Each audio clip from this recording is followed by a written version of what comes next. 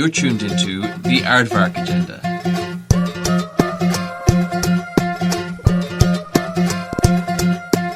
A mix of shows, interviews, documentaries, music, and a whole lot more. With your host, Daniel Downey.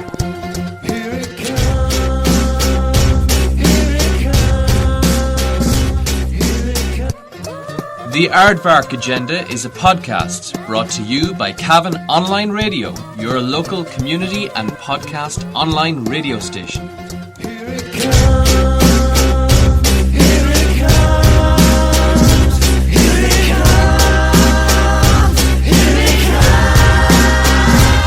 Welcome to the Aardvark Agenda. I'm your host, Daniel Downey, and you're very welcome to a special edition where we sent our roving reporter, Patsy Sheridan, out to record a very special play put on by the community groups of County Cavan.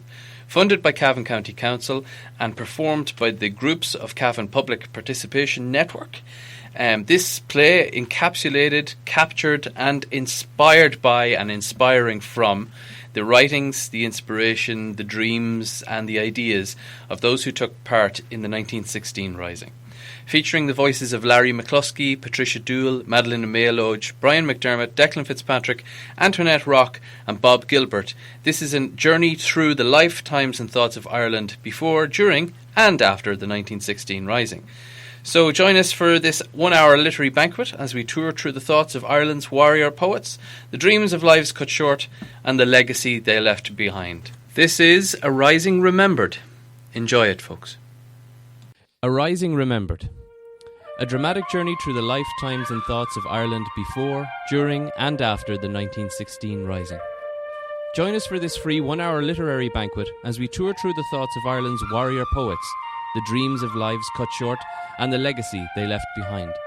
A Rising Remembered, sponsored by Cavan County Council and created by the volunteers of County Cavan and Cavan Public Participation Network. We hope you enjoy this recording.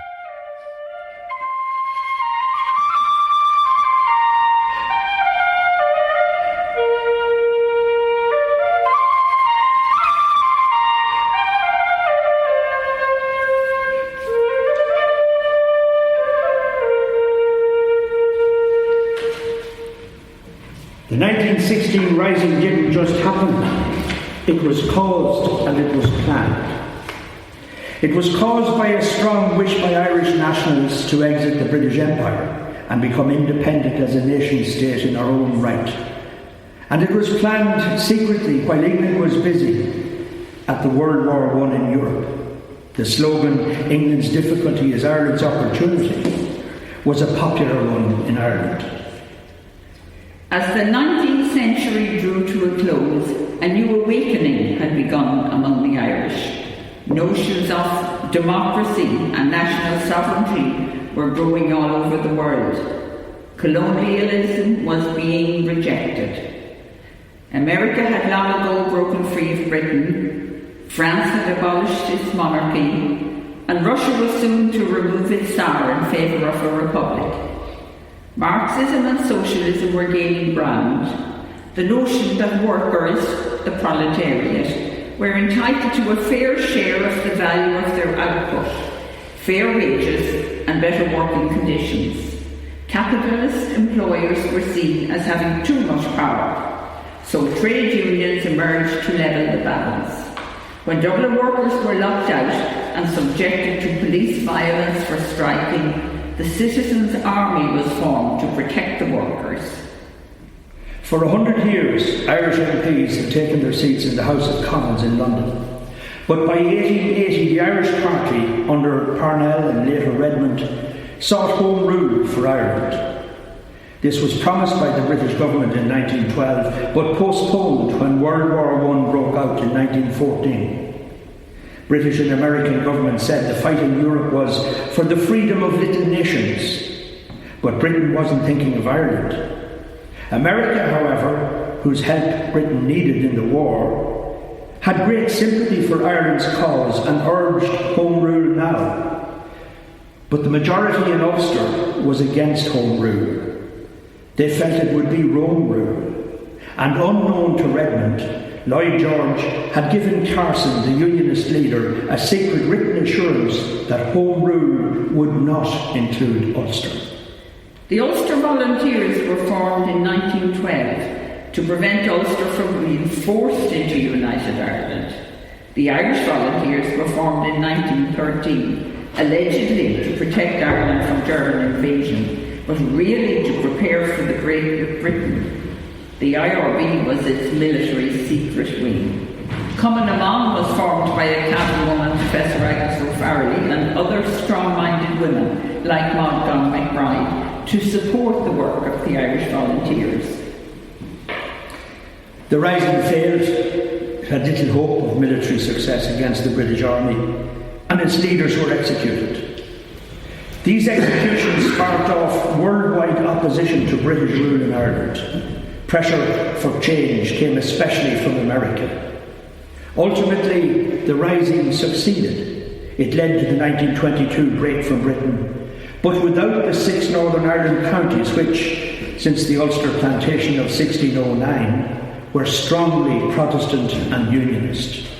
The Irish ferment was also felt in sport, cultural and literary fields. The GAA was formed in 1884 to promote Irish games, athletics, hurling, football and town hall. Soon it has spread nationwide. In 1892, the Irish Literary Society, which included Douglas Hyde, W.B. Yeats, Maud Gonne and George Sigerson, the Irish Literary Society was formed, with the aim of de-anglicising the Irish people. Conradh na Gaeilge, founded in 1893, placed top emphasis on the Irish language. Language, music and dance classes were organised. There is a 1902 account of a joyous Cayley in Virginia. At the heart of all of these organisations there was conflict, whether to await Home Rule after the war or to take it now by force of arms. For example, in 1913, the revolutionaries took control of Conradh na Gaeilge and Hyde and Company resigned. In the Irish Volunteers, Pearse's militarists and the IRB prevailed over McNeil and the Constitutionalists. In drama, writers and actors joined to develop Irish national identity through a distinctive Irish drama in everyday language of the people. Plays about Ireland, ancient Irish heroes and legends, W.B. Yeats, Lady Gregory, John Millington Synge and the Fay brothers, Willie and Frank, united to establish the Abbey Theatre, the Irish National Theatre they called it, in 1904, in opposition to British popular music hall entertainment. The Abbey's type of play and style of playing soon spread worldwide and strengthened the fame of the Abbey Theatre and Ireland's identity abroad.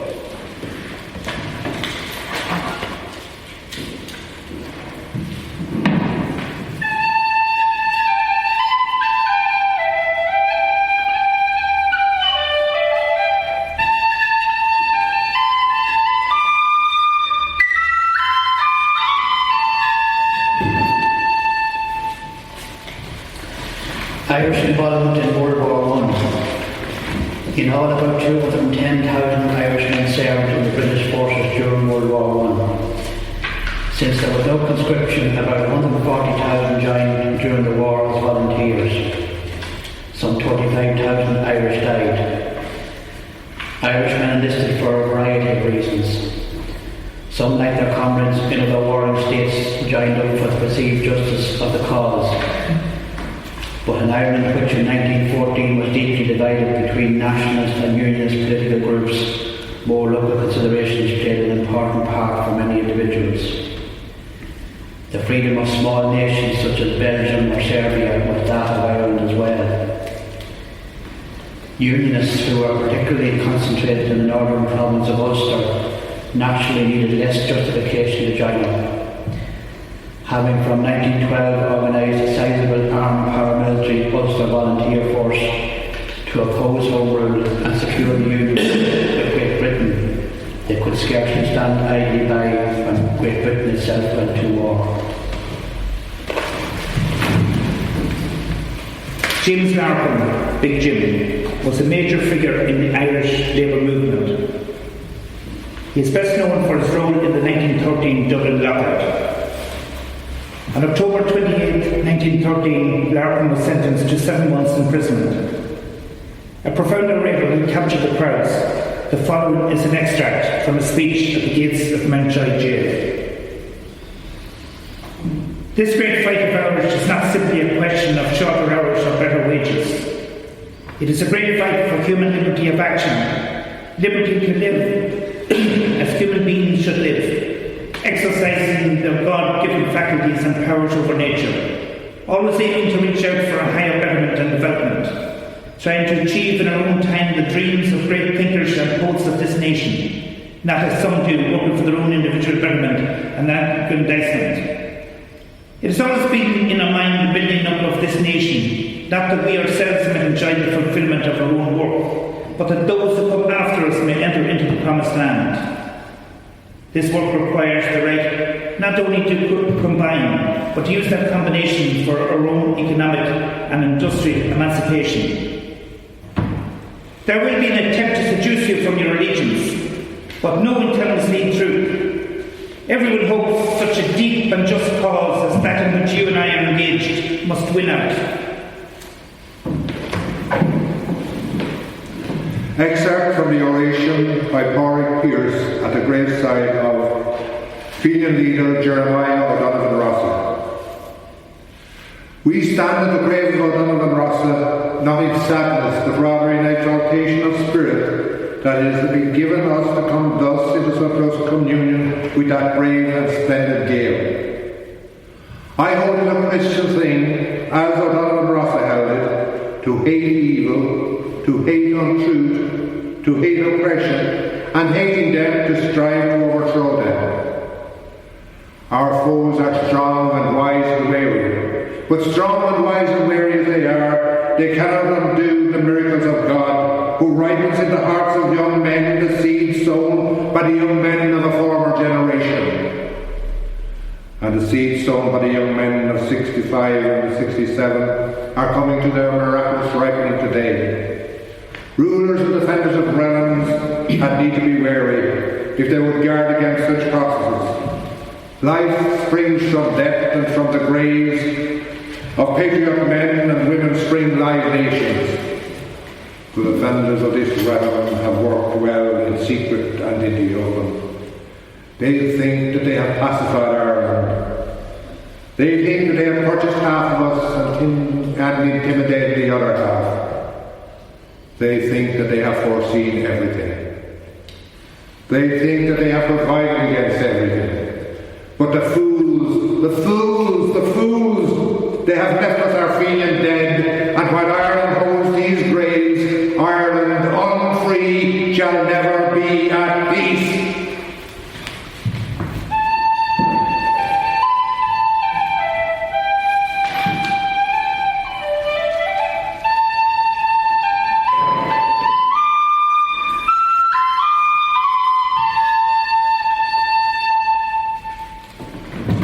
Part 2, The Rising. Okay. Proclamation, Part 1.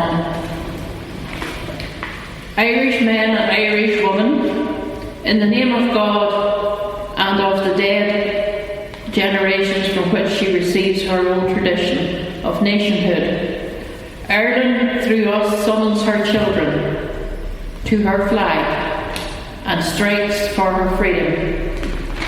We declare the right of the people of Ireland to the ownership of Ireland and to the unfettered control of Irish destinies, to be sovereign and indefeasible.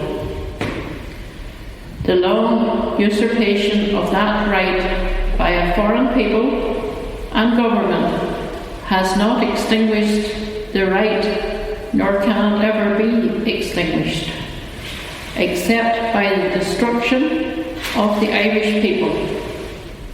In every generation, the Irish people have asserted their right of national freedom and sovereignty. 6 times during the past 300 years, they have asserted it in arms. standing on that fundamental right, and again asserting it in